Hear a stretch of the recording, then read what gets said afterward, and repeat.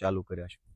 તમે જોશો કે વિસાવદર વિધાનસભાની ચૂંટણી પૂરી થયા પછી મોરબીમાં, રાજકોટમાં, ગાંધીધામમાં, ચૈતરભાઈની સભામાં, પ્રવીણભાઈ રામની સભામાં, કેશોદ ખાતે અલગ અલગ અનેક સભાઓમાં ભાજપના માણસો આવીને અમારી સભાઓને ડિસ્ટર્બ કરવાનું, સભાઓને અંદર દુષ્કૃત્ય કરવાનું, સભાઓની અંદર આવી અને હલ્લાબોલ કરવાનું કે પ્રશ્નના નામે અરાજકતા ફેલાવવાનું કામ ભાજપના માણસો કરતા હતા.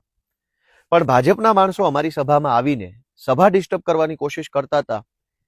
એ જોઈને જનતા નારાજ થઈ કે ભાજપવાળા આ ધંધો કરે છે અને આ યોગ્ય નથી. ગોપાલ ઇટાલિયા જીત્યો છે તો એ જનતાના આશીર્વાદથી જીત્યો છે. એટલે ભાજપે સ્ટ્રેટેજી બદલી. અત્યાર સુધી સભામાં માત્ર ભાજપના માણસો આવતા હતા ડિસ્ટર્બ કરવા. કેશોદમાં પ્રવીણભાઈની સભામાં, ચૈતરભાઈની સભામાં, ઈશુદાનભાઈની મોરબીની સભામાં, મારી સભામાં રાજકોટમાં અને ગાંધીધામમાં આટલી જગ્યાએ સભામાં ભાજપના માણસોએ આવી હો હલ્લો કર્યો.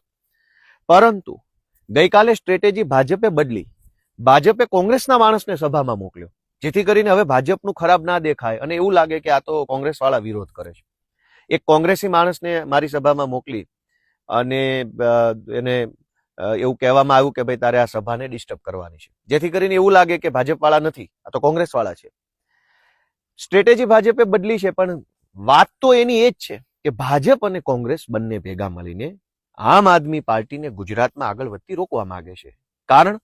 કારણ કે છેલ્લા 30 વર્ષોથી ભાજપ અને કોંગ્રેસ બંને પાર્ટીઓએ ભેગા મળીને જનતાનું શોષણ કરવાનું કામ કર્યું છે. ભાજપે જનતા ઉપર દમન કર્યું, ભાજપે જનતાનું શોષણ કર્યું, ભ્રષ્ટાચાર કર્યો, તાનાશાહી કરી.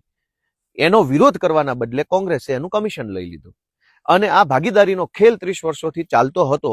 એ ખેલ હવે આમ આદમી પાર્ટીના આવવાથી બંધ થઈ રહ્યો છે.